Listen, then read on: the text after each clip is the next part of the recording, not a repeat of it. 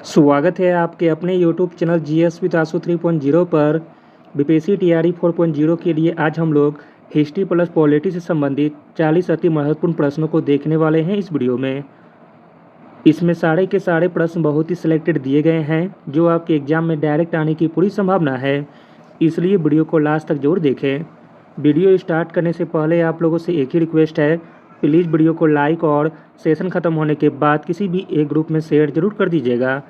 अगर आपका भी सपना एक सरकारी टीचर बनकर अपने माता पिता के चेहरे पर खुशी लाना तो हर दिन प्रैक्टिस करते रहिए ताकि एक सीट कंफर्म हो सके। चलिए शुरू करते हैं और आप लोग भी सोचिएगा अपना आंसर क्या हो सकता है। पहला प्रश्न है, किस सत्र में कांग्रेस ने पहली बार भारतीय राज्यों के प्रति अपनी नीति घोषित की थी? तो दोस्तों वह सत्र हो जाएगा नागपुर सत्र, जो कि 1920 में हुआ था। नागपुर सत्र में कांग्रेस ने पहली बार भारतीय राज्यों के प्रति अपनी नीति घोषित की थी। अगला प्रश्न देखते हैं, प्रश्न इंपॉर्टेंट है। इंडो चाइना में रहने वाले डैश को कोलन यानी कि उपनिवेशी कहा जाता था। आंसर हो जाएगा ऑप्शन नंबर बी, फ्रांसीसी को। इंडो चाइना में रहने वाले फ्रांसीसी को कोलन कहा जाता था यानी कि उपनिवेशी। अगला प्रश्न देखते हैं, निम्नलिखित में से किस ब्रिटिश ने 2 बार बंगाल के राज्यपाल के रूप में कार्य किया था? तो दोस्तों वह ब्रिटिश हो जाएंगे Lord Clive. Option number A सही हो जाएगा। अगला प्रश्न देखते हैं, प्रश्न इंपॉर्टेंट है और पहले भी पूछा गया एग्जाम में। बरेली में 1857 के विद्रोह का नेतृत्व डैश के द्वारा किया गया था। 1857 के विद्रोह का नेतृत्व बरेली से किया गया था खान बहादुर के द्वारा। ऑप्शन नंबर ए सही हो जाएगा। अगला प्रश्न देखते हैं, प्रश्न इंपॉर्टेंट है। रास बिहारी बोस ने सुभाष चंद्र बोस को इंडियन इंडिपेंडेंट लीग का अध्यक्ष कहाँ घोषित किया था? आंसर हो जाएगा ऑप्शन नंबर सी, सिंगापुर में 1943 में। अगला प्रश्न देखते हैं, प्रश्न इंपॉर्टेंट है। निम्नलिखित में से कौन सा लेनिन की प्रसिद्ध अप्रैल थीसिस का हिस्सा नहीं था? लेनिन की प्रसिद्ध अप्रैल थीसिस का हिस्सा नहीं था जार को गलत कामों के लिए सजा देना, जबकि बैंकों का राष्ट्रीयकरण, भूमि का किसानों का हस्तांतरण, यह दोनों लेनिन की प्रसिद्ध अप्रैल थीसिस का हिस्सा था। अगला प्रश्न है, इंपॉर्टेंट है। खड़वाड़ यानी कि संथाल आंदोलन का नेतृत्व किसके द्वारा किया गया था? आंसर हो जाएगा ऑप्शन नंबर ए, भगीरथ माझी के द्वारा। अगला प्रश्न देखते हैं, मोस्ट इंपॉर्टेंट प्रश्न है।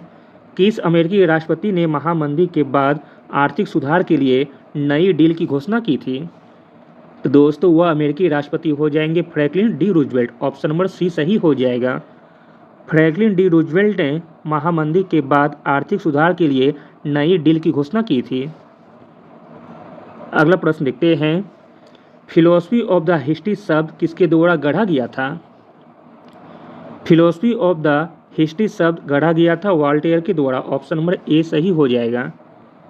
अगला प्रश्न देखते हैं, स्वतंत्रता की घोषणा दस्तावेज का प्रारूप किसने तैयार किया था? स्वतंत्रता की घोषणा दस्तावेज का प्रारूप तैयार किया गया था थॉमस जेफरसन के द्वारा। ऑप्शन नंबर सी सही हो जाएगा। अगला प्रश्न देखते हैं, नेपाल और बोलोविया में हुए दोनों संघर्ष में क्या समानता थी? नेपाल और बोलोविया में हुए दोनों संघर्ष में समानता थी। दोनों की मामलों में संघर्ष में सामूहिक लाबंदी शामिल थी। ऑप्शन नंबर ए सही हो जाएगा। अगला प्रश्न देखते हैं, सरकारी नीतियों को प्रभावित करने का प्रयास करने वाला संगठनों को कहा जाता है? आंसर है ऑप्शन नंबर बी, दबाव समूह। अगला प्रश्न देखते हैं, आसान सा प्रश्न है। संविधान द्वारा राष्ट्रीय गान कब अपनाया गया था? संविधान के द्वारा राष्ट्रीय गान अपनाया गया था 24 जनवरी 1950 को। ऑप्शन नंबर सी सही हो जाएगा।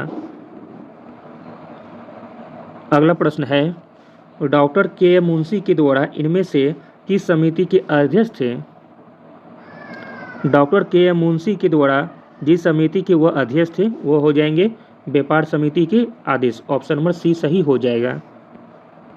अगला प्रश्न है, नेपाल में 240 साल पुरानी राजशाही को डैश में समाप्त कर दिया गया था? आंसर हो जाएगा ऑप्शन नंबर ए, 2008 में। अगला प्रश्न है, फरवरी 1948 में भारतीय संविधान के प्रारंभिक मसौदों को किसने तैयार किया था?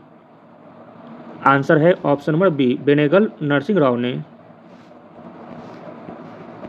अगला प्रश्न देखते हैं, निम्न में से किसे प्राय सांस्कृतिक राष्ट्रवाद के जनक के रूप में निरूपित या चित्रित किया जाता है? आंसर हो जाएगा option number B, John Gottfried Herder को सांस्कृतिक राष्ट्रवाद के जनक के रूप में निरूपित किया जाता है जॉन गॉडफ्राइडर हर्डर को। अगला प्रश्न है, प्रश्न इंपॉर्टेंट है, डॉक्टर भीमराव अंबेडकर संविधान सभा में कहां से चुने गए थे? डॉक्टर भीमराव अंबेडकर संविधान सभा में चुने गए थे पश्चिम बंगाल से। ऑप्शन नंबर सी सही हो जाएगा। अगला प्रश्न है, भारतीय संविधान की प्रस्तावना में किस तरह के न्याय का वर्णन नहीं किया गया है? आंसर है ऑप्शन नंबर ए, लोकतांत्रिक। अगला प्रश्न देखते हैं, भारत के संविधान का निम्नलिखित में से कौन सा अनुच्छेद निवारक निरोध कानून के तहत गिरफ्तार या निरुद्ध किए गए व्यक्तियों का संरक्षण प्रदान करता है? तो दोस्तों वह अनुच्छेद हो जाएगा अनुच्छेद 22। ऑप्शन नंबर बी सही हो जाएगा। अनुच्छेद 22 निवारक निरोध कानून के तहत गिरफ्तार या निरुद्ध किए गए व्यक्तियों को संरक्षण प्रदान करता है। अगला प्रश्न देखते हैं, प्रश्न इंपॉर्टेंट है, भारतीय संविधान के गठन के दौरान 1946 में संविधान सभा के संवैधानिक सलाहकार के रूप में किसे नियुक्त किया गया था? आंसर हो जाएगा option number B, BN Rau को। अगला प्रश्न देखते हैं, प्रश्न इंपॉर्टेंट है, पहले विश्व युद्ध का समापन किसके द्वारा हुआ था? आंसर हो जाएगा ऑप्शन नंबर ए, वर्साई की संधि के द्वारा। वर्साई की संधि जो कि 1919 में हुई थी।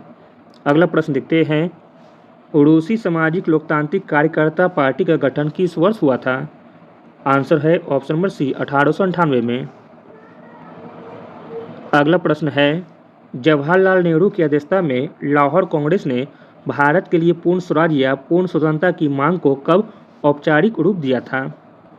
आंसर हो जाएगा ऑप्शन नंबर बी, दिसंबर 1929 को। अगला प्रश्न है, अखिल भारतीय मुस्लिम लीग के प्रथम अध्यक्ष कौन थे? अखिल भारतीय मुस्लिम लीग के प्रथम अध्यक्ष थे Nawab Salimullah Khan. Option number A सही हो जाएगा। अगला प्रश्न देखते हैं, प्रश्न इंपॉर्टेंट है, भारतीय पुरातत्व सर्वेक्षण के पहले सर्वेयर जनरल कौन थे? आंसर है option number D, Alexander Cunningham. अगला प्रश्न है, निम्नलिखित में से कौन टू ट्रीटीज ऑफ गवर्नमेंट पुस्तक के लेखक हैं? टू ट्रीटीज ऑफ गवर्नमेंट पुस्तक के लेखक हैं John Locke. Option number A सही हो जाएगा।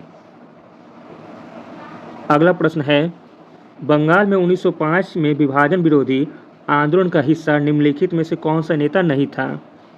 जो नहीं था वो हो जाएंगे Annie Besant. Option number B सही है। अगला प्रश्न देखते हैं, डैश को राष्ट्र संघ अस्तित्व में आया था? और राष्ट्र संघ अस्तित्व में आया था 10 जनवरी 1920 को। ऑप्शन नंबर सी सही हो जाएगा। अगला प्रश्न देखते हैं, भारतीय राष्ट्रीय कांग्रेस का एकमात्र सत्र जिसकी अध्यक्षता महात्मा गांधी ने की थी कहाँ आयोजित किया गया था? तो दोस्तों यह आयोजित हुआ था बेलग्राम में, जो कि कर्नाटक में पड़ता है। अगला प्रश्न देखते हैं, निम्नलिखित में से कौन सा औद्योगिक क्रांति का लक्षण नहीं है? औद्योगिक क्रांति का लक्षण नहीं है वो हो जाएगा बंद अर्थव्यवस्था का उदय। ऑप्शन नंबर सी सही हो जाएगा। अगला प्रश्न देखते हैं, लोकतांत्रिक समाजवाद के प्रमुख भारतीय विचारक कौन थे? लोकतांत्रिक समाजवाद के प्रमुख भारतीय विचारक थे Pandit Jawaharlal Nehru. Option number A सही है। अगला प्रश्न देखते हैं, प्रथम विश्व युद्ध के दौरान किस देश ने जर्मनी के साथ शांति संधि पर साइन किए और युद्ध से पीछे हट गए थे? तो दोस्तों वह देश था रूस। ऑप्शन नंबर सी सही हो जाएगा। अगला प्रश्न देखते हैं, प्रथम विश्व युद्ध में किस गैस का उपयोग किया गया था? प्रथम विश्व युद्ध में जिस गैस का उपयोग किया गया था वह गैस हो जाएगा सरसों गैस। ऑप्शन नंबर ए सही हो जाएगा। सल्फर मास्टर C4H8 Cl2S जिसे सरसों गैस के रूप में जाना जाता है पहले विश्व युद्ध में सबसे अधिक इस्तेमाल किया जाने वाला गैस था। अगला प्रश्न देखते हैं, प्रश्न इंपॉर्टेंट है। चंपारण कृषि कानून ब्रिटिश सरकार के द्वारा कब पारित किया गया था? चंपारण कृषि कानून ब्रिटिश सरकार के द्वारा पारित किया गया था वर्ष 1918 में। ऑप्शन नंबर सी सही हो जाएगा। अगला प्रश्न देखते हैं। असहयोग आंदोलन के दौरान गांधी जी के द्वारा स्थापित बिहार विद्यापीठ के प्रथम कुलपति यानी कि वाइस चांसलर कौन थे? आंसर हो जाएगा ऑप्शन नंबर सी ब्रजकिशोर प्रसाद। अगला प्रश्न देखते हैं। डैश फ्रांसीसी क्रांति में जैकोबिन क्लब के संस्थापक थे? फ्रांसीसी क्रांति में जैकोबिन क्लब के संस्थापक थे Maximilian Robespierre. Option number A सही हो जाएगा। जैकोबिन क्लब का स्थापना हुआ था 1789 में। अगला प्रश्न देखते हैं। प्रश्न इंपॉर्टेंट है। फ्रांसीसी क्रांति के संदर्भ में 1774 में वीत के महानियंत्रक कौन थे? फ्रांसीसी क्रांति के संदर्भ में 1774 में वीत के महानियंत्रक थे Anne Robert Turgot. Option number C सही हो जाएगा। अगला प्रश्न देखते हैं। किसने लोकतंत्र को बहुमत का अत्याचार कहा था? लोकतंत्र को बहुमत का अत्याचार कहा गया था डी टॉकविले के द्वारा। ऑप्शन नंबर बी सही हो जाएगा। अगला और अंतिम प्रश्न देखते हैं। प्रत्यक्ष लोकतंत्र की ढाल किसे कहा जाता है? प्रत्यक्ष लोकतंत्र की ढाल कहा जाता है रिकॉल को। ऑप्शन नंबर ए सही हो जाएगा। रिकॉल इसका अर्थ है वापस बुलाना, रद्द करना या निरस्त करना।